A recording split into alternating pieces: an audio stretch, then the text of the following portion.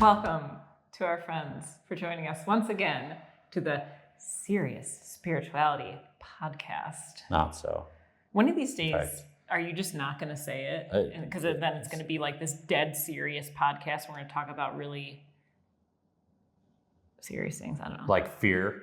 Like fear. That's a good thing to talk about. Is it? I am your host, Paul Narus. That's Darth Vader. Darth Vader.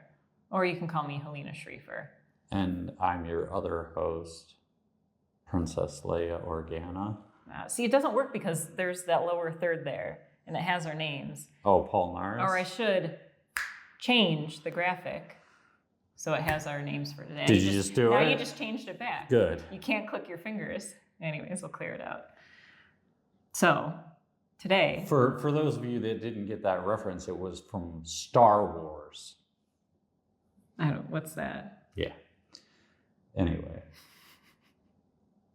Today, we were talking about fear. I suggested we wear masks, like clown masks or And killer then I clowns. asked for one and she said that's too cliche.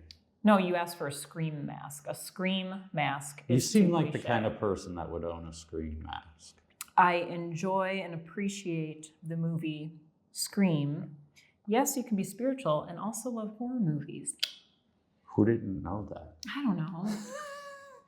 Which actually, maybe that will be incorporated in our conversation today and how I actually have a book. Did you hear that? Spiritual significance of horror movies. What? Oh, something just touched my leg. Oh my goodness. Hello? Is anybody there? Oh, anyways. Just once, I want the ghost to just be really annoyed and be like, just go away. Maybe today the ghost will appear. I caught an in honor of MVP. fear. He said, just go away. What? Anyways. Somebody out there Fear. knows what I'm saying. Okay, so I'd like to start, if I may, with Have at it. the spectrum of fear. And like when we're children, the fear scale can be quite small traditionally. Some of us have situations that we grew up in where we have a lot more to concern ourselves with than I was terrified of bugs and snakes and the dark. Like these kind of foundational fears that later I was able to link to some past life stuff. But there's Like the dark. these Like the dark. Oh yeah, I was totally buried alive. Okay.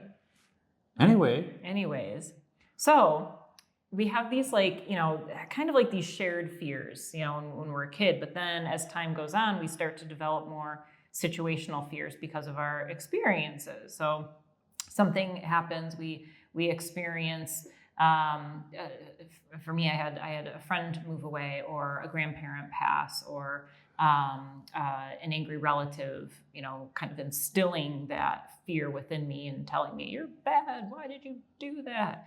Or this is going to get you. Or this is going to get you. My sister used to terrify me. She would say, "Don't go into the woods because the werewolves will get you." It's pretty clever. Yeah.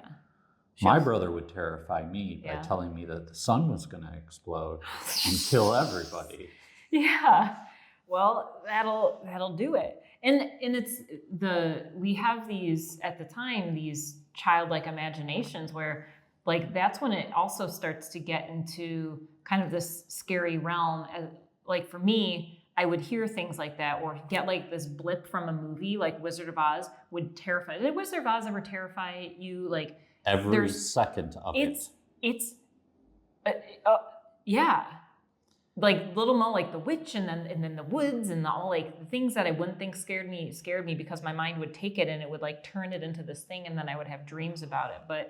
But the imagination starts to grow, and as we experience different traumas in our life, different wounding, different situations, we begin to carry those fears with us. So the next time we're in a similar situation, the mind goes through, oh, I've been here before and I need to survive this better than I did last time. So I'm going to do everything I can to prevent that from happening, which can be helpful. And also, do we want to live in that way? Do we want to constantly be in this state of survival? Or can we start to look at, is this a fear that is embedded within me because of a situation that's happened in my life, and here I'm worried that that situation is going to repeat itself? Is this a general fear that all humans have because we don't want to eat something that's going to kill us or get stung by something that's going to kill us? Or is this a collective societal fear that everybody is experiencing that I can start to look at and determine, do I want to be a part of that? Well, you're always going to be part of the collective. Mm-hmm. And you're always going to experience at some level the fears that arise in quantity. But you can choose to not be reactive to them, which would be living in a state of fear or allowing the fear to take over any part of your day or personality, things like that. And that's, I think, where the individual choice of things comes into play within the collective. Mm-hmm. Because we have collective fears that are generally necessary. Yeah. Otherwise, we wouldn't live in houses. Right. And we'd burn our hands and we'd... Right. Yeah. So there's benefits to fear, but there's also the negative things of being reactive to them. Like, there's no chance, at least, I mean, there's always a chance, but there's a 99.9% chance that a bear is not going to come through that door and attack us. It's just not going to happen. It could happen. So you're telling me there's a chance. Right, yeah. But there's still that ingrained fear of that possibility, but you don't recognize it, Yeah. You don't recognize it in the moments when you feel safe. So how do you create moments where you feel safe in an environment that is externally producing fear towards you? And that's from whatever source that it may come from. As a child, like, if you keep doing that, you're going to get a spanking, or you do this and God won't let you into heaven, or you do this and everything will be fine. Yeah. And we have stories, within our community who, of people and, ourselves have been in, either really dangerous situations or emotionally damaging situations. And how can we, in those states, when the external world feels extremely unsafe, how can we be okay in those situations? How can we feel peace in those situations? And I think that's something really tricky that we, if we are tuning into what spirit is guiding us into, we'll discover that there's peace and there's safety found within ourselves. So and I always admire, like, these stories, and, like, I don't know, like John the Baptist is one where, like, he was doing good work in the world and then, was imprisoned and got his head chopped off. That's what happened? Yeah. Served on us. I was looking for him the other day. Yeah.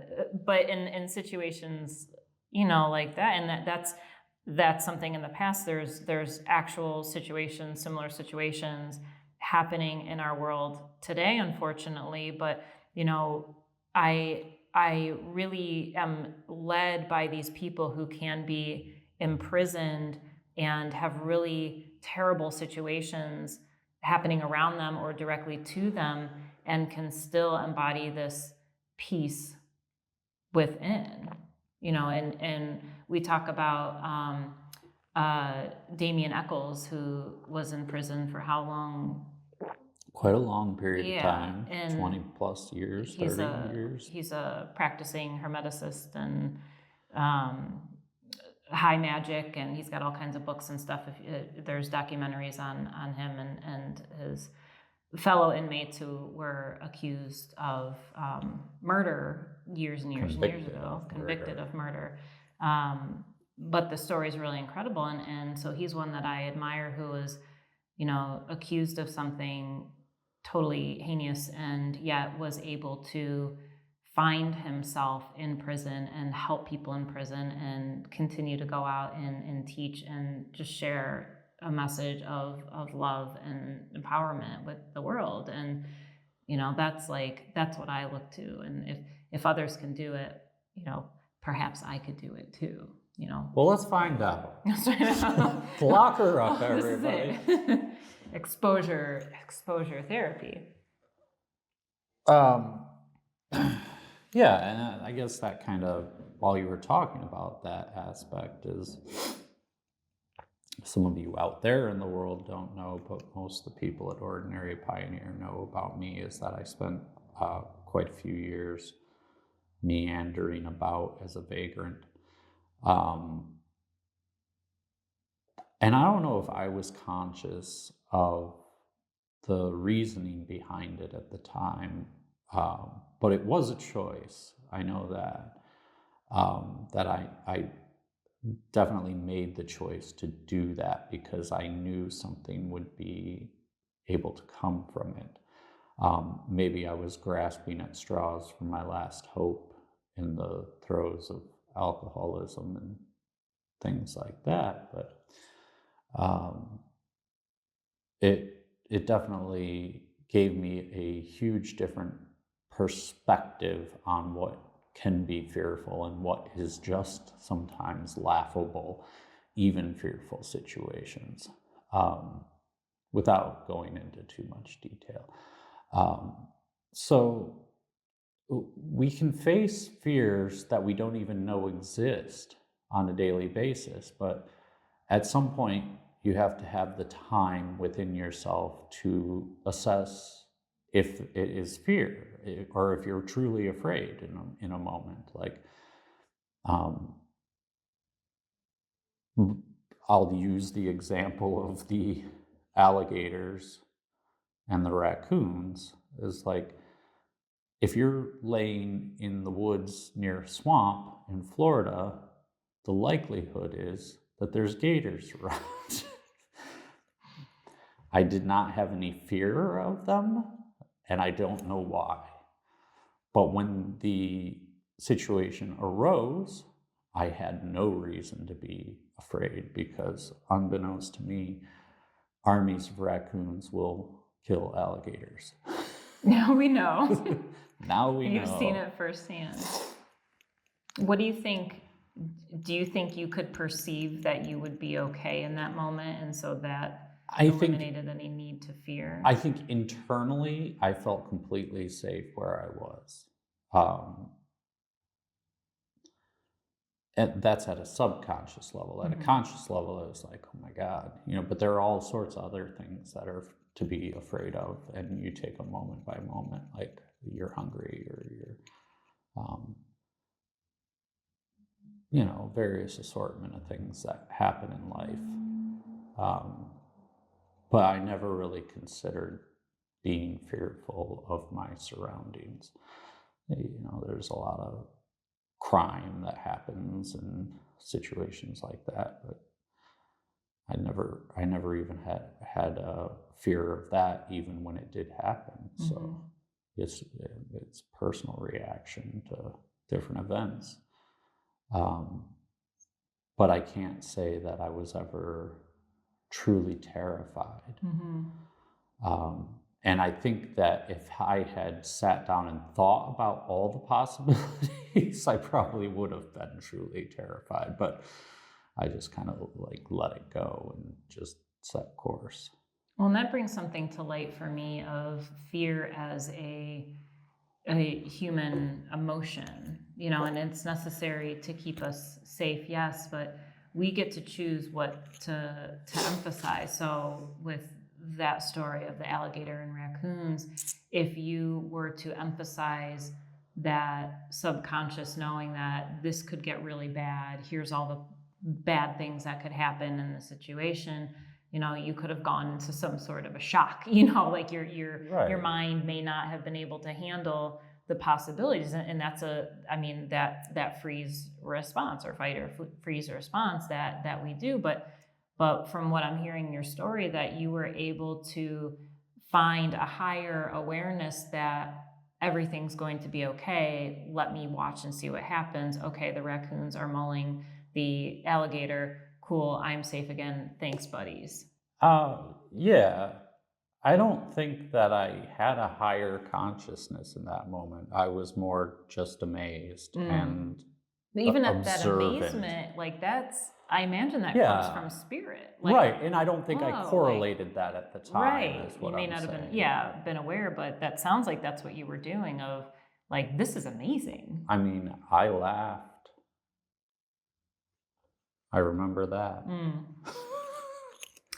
Recently, I've been in one car accident in this last year, and then a near car accident. And both times I witnessed what was happening without feeling fear.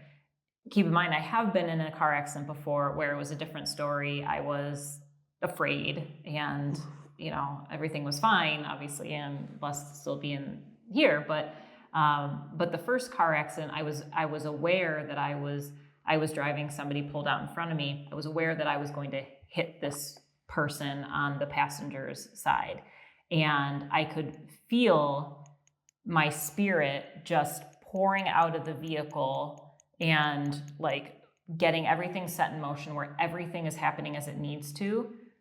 Watch this happen and wait and see. And so sure enough, I hit the vehicle, and everybody was okay. Nobody was injured. And that was a blessing, because I was driving this giant SUV, and my family's in the car. And it was this like nice new Mercedes that I hit, that I probably could have like absolutely crushed. And if I would have hit any differently, the passenger could have been seriously injured or killed. So everything happened exactly as it needed to, and everybody walked away safely. And it created this really beautiful moment with us and the people in the other vehicle. And so that kind of like sparked my interest of, okay, so maybe fear wouldn't have helped in that situation. My body's going to do what it needs to do to keep itself safe, but I can observe this from a spiritual perspective and release any additional energy out of my mind that's going to say, oh, what's going to happen? Is this going to be okay? What's going to happen now? Who's going to pay for this? What's the insurance? Like, all of that was just not in my mind. And I was like, oh, wow, like, this is interesting. Let's see what happens. And then similarly, a couple weeks ago, we had a lot of just really cold temperatures and black ice. And I was driving to karate that morning, and carrot teeth. And I was coming around a curve, and lo and behold, there was some black ice and somebody coming at me in my lane. And then I was going like here, and then it was like and there was like more cars involved, but it was just like this like interlacing of vehicles. And the whole time I cussed a little bit at first, and then I was like, okay. And then I just started like, my hands were just kind of being guided to go through this way, and then get the car back going straight. And then I just said, thank you. And then I started laughing. And then I called my mom, and I was like, Mom, like, I almost got in a car accident. You gotta I'm, like, hear laughing. this joke She's I like, just why heard. are you laughing? I'm like, because I'm okay. Like, I give thanks to God I'm okay. And like, it was just a really interesting experience.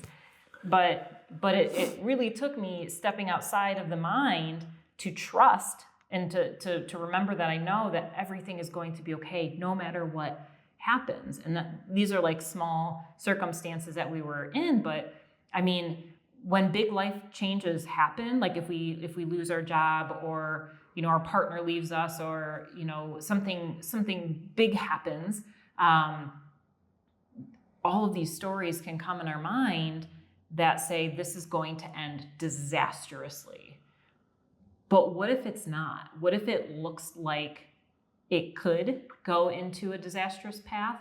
But can we be open to everything falling into place perfectly for us to come out on the other side stronger, wiser, more in love, more creative, with many opportunities, and life continues on? Yeah, there's always a clear path. Yeah.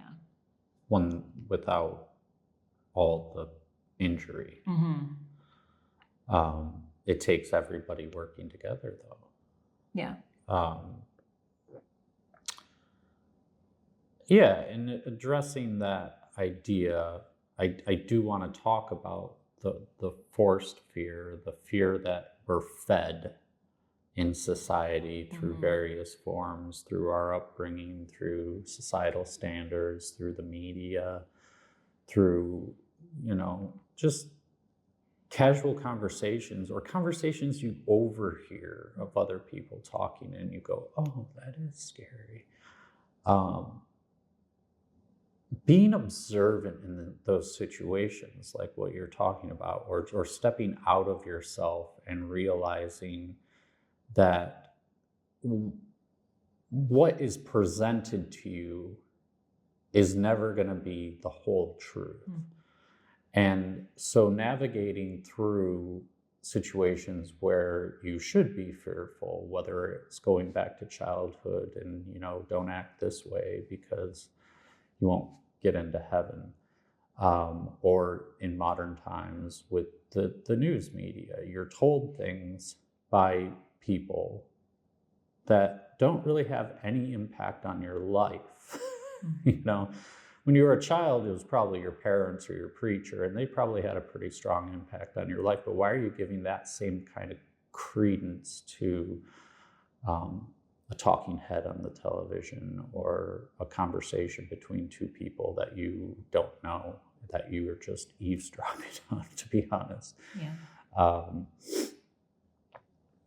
What sparks the fear in those moments, and why is it so hard for us to take that step back and take that step outside of ourselves and go, well, if I want to stay on the topic of whatever the conversation is, how does this actually impact me as an individual?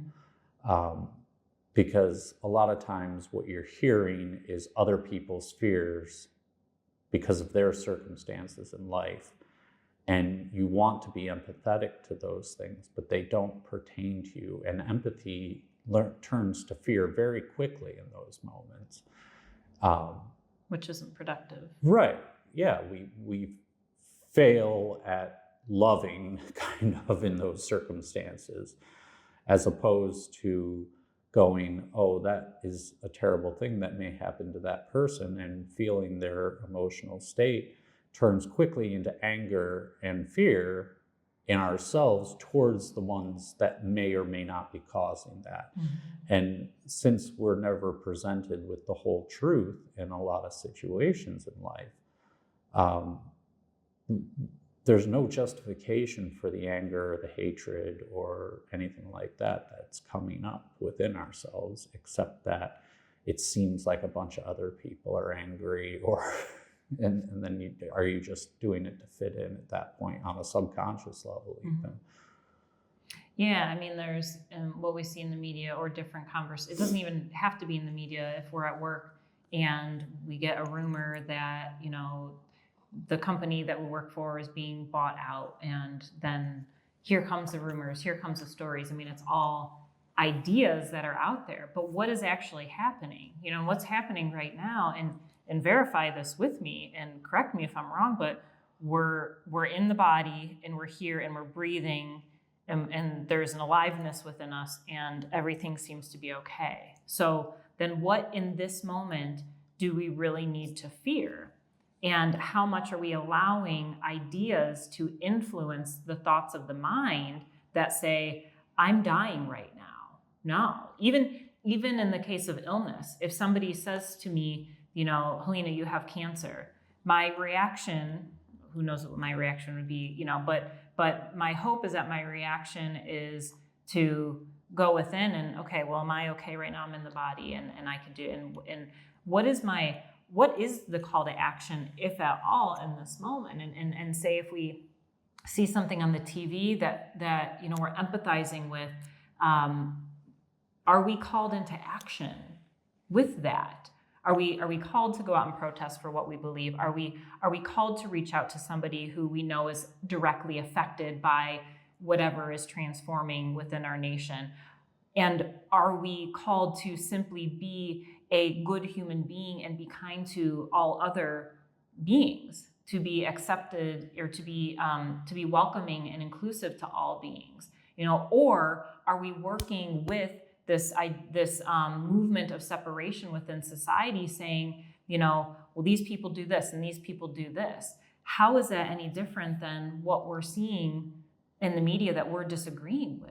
But what if we take what we see and we come back to that love and bring everything into one pot? I think one thing that gets overlooked a lot is the collective in that situation, and honestly, it'll come back to what you called earlier the other F word, faith. Yeah. Whatever's happening in this world right now on a microcosmic level or in the larger scheme of things is meant to be happening. So fighting against it doesn't necessarily, it precludes a faith in the higher consciousness. It's happening on purpose so that something can be discovered and learned from it, whether that's what you think it is or maybe not. It doesn't really matter, and you won't know until you find out. So living in a state of fear, and I guess this kind of comes back to the idea of the water being primordial too, is that this is about patience. You have to be patient with the fact, instead of getting angry and anti-aggressive with aggression, I guess. Just be in the moment and be at peace. Focus on the gratitude that you have towards what you have in the moment. Why worry about hypotheticals? And that it is all hypotheticals. It doesn't matter what's being said anywhere in the world. It's hypothetical until it happens. Wait and see what happens. Right. I had a dream that taught me this practice of, I'll call it relax into it. And I was out in the ocean and there were these huge waves. And I've had many, many dreams of me drowning in the ocean or pools or whatever. So I remember the fear coming up as these waves are just kind of crashing down on me. And then this big wave came up and lifted me up with it. And I could see that I was going to crash down onto the shore. And in that moment, I thought, relax into it. And so then I came down and I crashed into the shore. And then within the dream, my spirit flew out of my body and I was at this hospital and I was dead. And all of these spirits were there and they were grieving. And I did the same work that I'm doing now. I went out and I sat with a woman who was grieving, and I held her as she cried, and I was talking to all these people. And then eventually I made my way back into my body. But that dream taught me so much, and I have that visualization now when certain things in my life have changed in a really dramatic way, and there's a lot of fear that comes up of, well, how am I going to be able to afford this, or where am I going to live, or who am I going to meet, or how am I going to make all this work? Then that thought comes through, relax into it. And then every time I do, money will come, the right people will come, the opportunities will come. And now I'm in this really beautiful space where I could see everything happening exactly as it needs to, because there's no fear there. There's no concern, because this higher knowing exists within me that says everything is happening the way that it needs to. And so as time progresses, I'll be able to see all the pieces falling into place, and aha, that makes sense. I see why the universe orchestrated this way. I see why I had that loss. I see why I had that separation. I see all of these things. And now it just becomes this beautiful vision that I get to watch of the universe playing. Like a movie. Like a movie. So, in practicality, I think, like what you're saying, with just relax into it, one of the things that kind of is a challenge to put out there is that, well, when you're confronted with the fears arising inside of you because of what's being shown to you from outside sources, not from what you're actually seeing in front of you, but being told to you, the challenge being that asking yourself where that fear resides and if it is actually inside of you, or if it is the principle of majority belief, or even seemingly majority belief, because it's hard to, just because we tune into certain frequencies that we agree with doesn't mean that they're the majority. They're just the majority of what you hear. So asking yourself, is it a true fear of yours as to what is supposedly going to transpire, or is it a collective fear of a group, I suppose, a minority group of the greater collective? And then from there, deciding if it is the collective or if it's something inside of us that's genuinely fearful, do we want to stay there? Right. Is that the most productive role we can take, or are we being called to release it, or take action to channel this fear into, or transform it into something else, transform it into action for the greater good? But or just transform it into love. It's been easy for me over the years to sit down and watch things that I see on TV and get pissed off and complain about it, but God's called me into taking action to do these little tiny acts of kindness for people, and with the higher knowing that these tiny acts of kindness for other people is creating such positive change in the world. And so I put that invitation out there. If you feel like you need to do something because of what you're seeing in the media, in the world, or in your neighborhood, the dipping into that fear and allowing that fear to consume you is not productive. But what is productive is finding the polarity of that. Oh, I'm seeing somebody do harm out in the world. I better do something kind for somebody else. I tell that to my son at school, because they'll say, like, this person is squeaking on this other person. Okay, well, what do you want to do about it? Are you being called to step in and take action in that moment? Or is a moment passed and maybe you can do an act of kindness for another child or that same child, or be helpful in some sort of a way? So we're not just witnessing all this darkness take place and sitting on the couch watching it happen. We're actually being productive spiritual beings and bringing that goodness out in the world. But it's just these little moments that create such a big impact and can be incredibly life-changing. Offering somebody food, calling somebody who maybe could use some prayer, just smiling walk around at somebody, handing out high fives. Hand out high fives. They have those, free hug shirts, right? I don't know. I'm gonna get you one of those for Christmas. I won't ever wear it. You're gonna wear it. I won't. You're gonna like it, or I will make you fearful. Anyways, do you feel complete with what we talked about? I feel complete with what we talked about. All right. Do you feel complete? If you have any questions or anything that is coming up for you that you would like to share, please use the comments, and also in the comments put any requests for future topics in there. Before I get ahead of myself, I invite us to take a pause and sit with the message that came through us today. We'll take a few deep breaths, beginning to relax our bodies.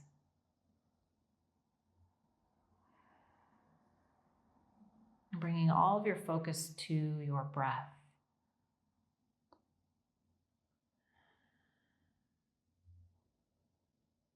Notice the inhale and the exhale.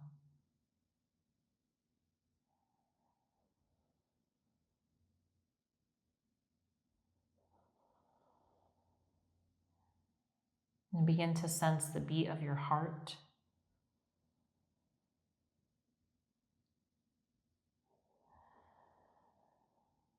Notice that vibration in your chest.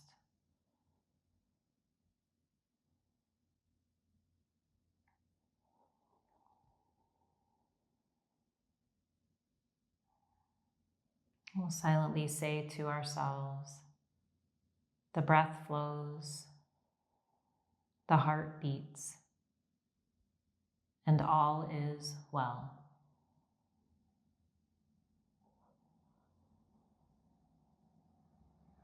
The breath flows, the heart beats, and all is well.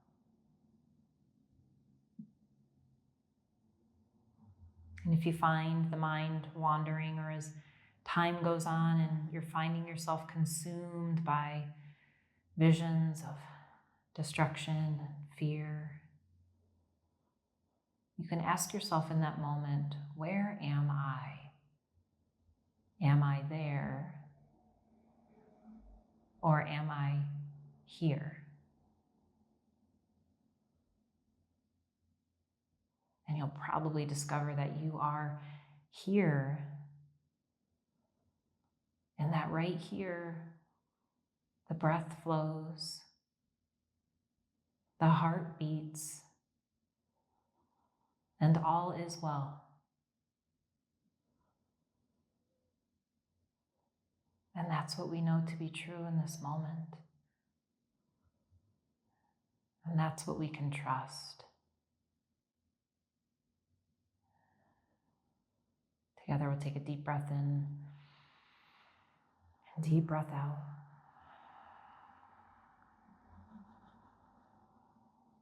Come back when you're ready. That is one of my regular practices. I practice it a lot when I'm in situations where there's a lot of people around and I'm feeling lots of energies and my mind and my consciousness zips around. You call it Old Faithful? Old Faithful. And then when my mind gets distracted from that, I say, where am I? Oh, I'm right here. I'm right here. The heart beats, the breath flows, all is well. I am here. So I pass it along to you if you find it helpful.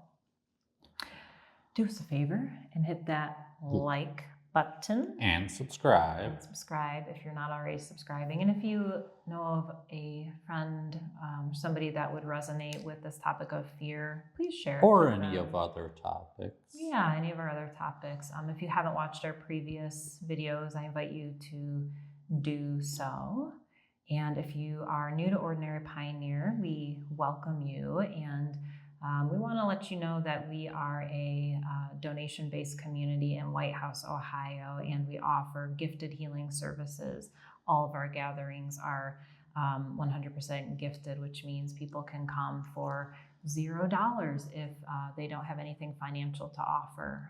Your donations help support this community in a huge way, whether that's $1 or $20 or $5 billion. We're grateful for Go with any 5 amount billion. of abundance. And it's more than a dollar amount. It is a proclamation of support for what we are creating here in Northwest Ohio and spreading this message of love and unity. So know that any amount is extremely helpful. And if you are in the area, we invite you to come out and visit us. You can go to our website, ordinarypioneer.com, and see our full list of classes that we have. And invite a friend. This is a very important time to generate community. So we would love to meet those in your life who you love and you care for, and to offer our support to you. And all. And all. Hey, don't forget to like and subscribe. We appreciate all the ways you contribute. Namaste. Thank you.